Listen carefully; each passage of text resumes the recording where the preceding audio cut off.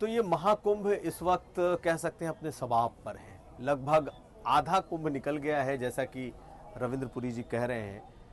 दो स्नान, मुख्य स्नान अभी भी बाकी हैं। एक बड़ा स्नान निकला, लेकिन सबसे बड़ा जो स्नान होगा वो मौनी अमावस्या का स्नान होता है। लेकिन इस पूरे महाकुंभ में अगर कुछ चीज़ें सुर्खियां बनी तो उसमें आईआईटी बाबा, उसमें हर्षा रिचारिया, उसमें माला बेचती मोनालिसा। इस वक्त हमारे साथ रविंद्रपुरी जी हैं, जो सभी अखाड़ों के अध्यक्ष हैं, सभी 13 अखाड़ों के अध्यक्ष हैं।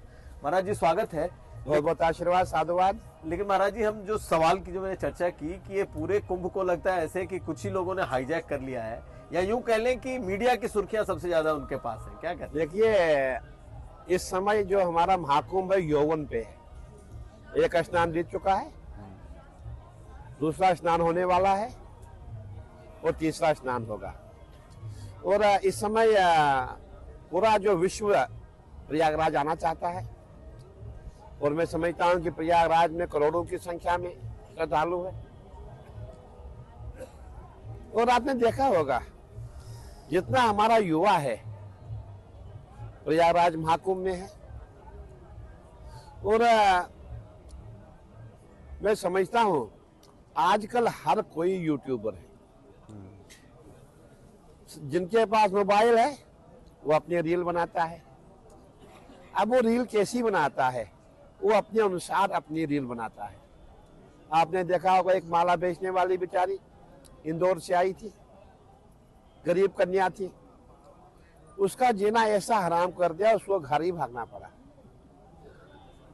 एक हमारे आईआईटी बाबा है, उसको ऐसा दिखा दिया कि शंकर स्वरूप ही है। फिर दिखा दिया ये तो सुल्फा पीता है, फिर दिखा दिया ये तो नाचता है। कहने का तात्पर्य है सोशल मीडिया कब किसको देवता बनाए, कब किसको शैतान बनाए पता नहीं लगता है। एक दिन एकदम से दिखा देगा शंकर है जी, शंकर स्वरूप है, अगले दिन बोले शैतान है, बदमाश है। तो कहने का तात्पर्य है सोशल मीडिया को भी जितने यूट्यूबर है हमेशा आप नकारात्मक चीजें मत दिखाएं। आप ये भी दिखाइए मेला क्षेत्र है, यहाँ गंगा यमुना माँ सरस्वती का निवास है और साक्षात सभी देवी देवता यहाँ निवास करते हैं। जब भी महाकुंभ का पर्व होता है 33 करोड़ देवी देवताओं का वास इस महाकुंभ की भूमि पे होता है। और आप यहाँ से कुछ अच्छा संदेश नहीं दे रहे हैं, आप संदेश वही दे रहे हैं जो हमारे सनातन के हित में नहीं है। लेकिन महाराज जी, एक सवाल है कि जैसे आईआईटी बाबा को ही दिखाया गया और आईआईटी बाबा के इंटरव्यू पर इंटरव्यूज, ढेर सारी बातें उन्होंने की। आपको किस स्तर पर वो दिखाई दिए कि क्या सचमुच उनके अंदर कुछ ज्ञान की ललक, किसी आध्यात्मिक स्तर पर वो पहुंचे हैं, या फिर उनको लोग समझ नहीं पाए, या फिर सचमुच उनके बारे में जो कहा जा रहा है कि भाई वो दिमागी रूप से थोड़ा अनस्टेबल है? क्या है? देखिए, हमने सोशल मीडिया पे उनको देखने पहले कभी उनको नहीं देखा है। और हमने देखा पहले इन लोगों ने, यूट्यूबर ने उसको बिल्कुल दिखा दिया कि भाई बिल्कुल सिद्ध है, पहुंचे हुए संत है, बहुत अच्छे है, ज्ञानी है। और अगले दिन दिखा दिया बोले ये तो ड्रग यूज करते हैं। लेकिन एक बात तो मानेंगे ना कि वो आईआईटी किया हुआ लड़का है, आईआईटी कर लेना और उसमें भी पहले अटेम्प्ट में पास कर जाना, निकाल लेना, 500 रैंक 600 रैंक के अंदर आ जाना, ये कम से कम ब्रिलियंट स्टूडेंट तो है। ये जो साधु संत आपको दिखाई दे रहे हैं, ये आपको क्या गवार दिखाई दे रहे हैं? ये साधु संत जो दिखाई दे रहे हैं इनमें सब पढ़े लिखे, कोई इंजीनियर है। मेरे समीप यहाँ जो बैठे हुए सचिव, इन्होंने ये इंजीनियर रहे हैं। हमारे जितने संत महात्मा हैं इंजीनियर रहे हैं, प्रोफेसर रहे हैं, एमबीबीएस रहे हैं। उन्होंने अपना जो है पेशा छोड़ करके सन्यासी बने हुए हैं। हमारे यहाँ कहीं ऐसे संत है जिन्होंने लॉ किया हुआ है, एलएलएम किया हुआ है। ऐसी बात नहीं है। अब समस्या वही है, यूट्यूबर जिसको दिखाएगा वही बड़ा है। हमारे यहाँ कहीं ऐसे संत जिन्होंने पीएचडी किया है, एमए एमकॉम, तो कहीं संत हमारे यहाँ है। हमारे यहाँ अपने कॉलेज है, उसमें से सभी संत महात्मा अपने पीएचडी कर रहे हैं। ऐसी बात नहीं है। यहाँ जितना भी समाज है, मैं समझता हूँ यहाँ 40-50% समाज जो है पढ़ा लिखा है। ऐसी बात नहीं, खाली वही आईआईटी बाबा नहीं है, बड़े बड़े लोग यहाँ है, विद्वान लोग है, ऐसी बात नहीं है। लेकिन ये है कि बस जिसका चल गया उसका चल गया, उसको दिखा दिया, वही एक हीरो बना दिया। आप कैसे रेट करते हैं उनको, कैसे रेट करते हैं?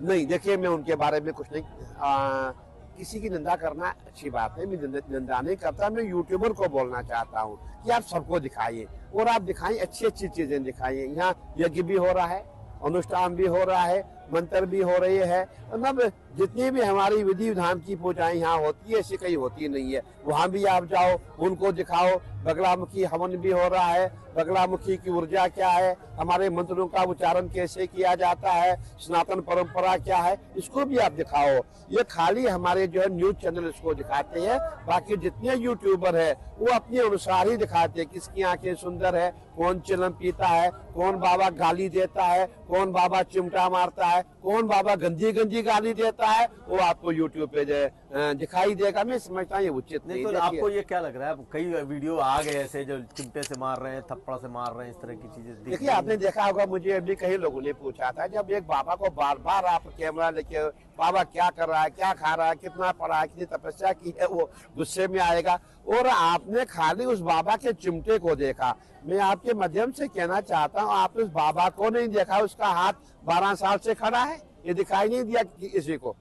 खाली चिमटा दिखाई दिया, उसका तप दिखाई नहीं दिया, उसका हट दिखाई नहीं दिया, उसका जो परिश्रम है वो दिखाई नहीं दिया, उसकी तपस्या दिखाई नहीं दी, बाबा का चिमटा दिखाई दिया। अब एक बाबा तपस्या कर रहा है, 12 साल उसका हाथ ऐसे, उसके जो आपने देखा होगा नाखून भी नीचे को आ रहे हैं, आप उसको बार बार तंग करो, चिमटा है तो मारेगा, क्या करेगा।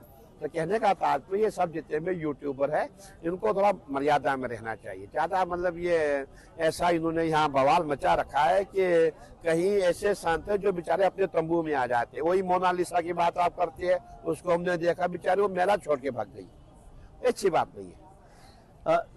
बहुत चर्चा है पूरे देश दुनिया में इस महाकुंभ की, आप इसको कैसे देख रहे हैं? क्या सचमुच महाकुंभ के अरेंजमेंट्स, महाकुंभ जिस तरीके से आयोजित हो रहा है, सब बहुत अच्छा है या शिकायतें भी हैं लोगों की? देखिए, ये जो महाकुंभ है बहुत दिव्य है, भव्य है। और यहाँ महाकुंभ वाली बात आ रही है, 144 साल बाद ऐसा अवसर हमें मिल रहा है कि हम अपने ज्ञात अज्ञात पापों का प्रायश्चित करें। ऐसा अवसर हमारी आने वाली जनरेशन, उनके आगे आने वाली जनरेशन को भी नहीं मिलेगा। और हम सौभाग्यशाली है, हमें ये अवसर मिला है। हमें सबको, जो भी हमारी गंगा मैया है, वहाँ आस्था की डुबकी लगानी चाहिए और इसका पूरा लाभ उठाना चाहिए। और हमें जितना हो सके इस समय, इस एक महीने के लिए हमें पुण्य कमाना चाहिए। आपने देखा होगा, हमारे अखाड़ों की परंपरा है, हम दान पुण्य करते रहते हैं और यही परंपरा है, अतिथि देवो भव। पूरे आप इस समय ये प्रयागराज में देखेंगे, जितने भी होटल है सभी ने अपना रेट 10 गुना किया हुआ है, 20-20 गुना किया हुआ। यात्री कहाँ रुकेगा, ये भी एक परेशानी है। मैं ये कहना चाहूंगा कि हम सबको, जितने प्रयागराज वासी, हम साधु संत यहाँ बैठे हुए, हमें सबका सहयोग करना चाहिए। जो भी यात्री आ रहा है वो अतिथि देवो भव मान करके उसकी सेवा करें, तभी हमें पुण्य का लाभ प्राप्त होगा। बहुत शुक्रिया महाराज बात करने के लिए। बहुत बहुत आशीर्वाद, साधुवाद। तो हमारे साथ थे रविंद्र पुरी, जो 13 अखाड़े के अध्यक्ष हैं और निरंजनी अखाड़े के आचार्य महामंडलेश्वर हैं। कुमार अभिषेक, प्रयागराज।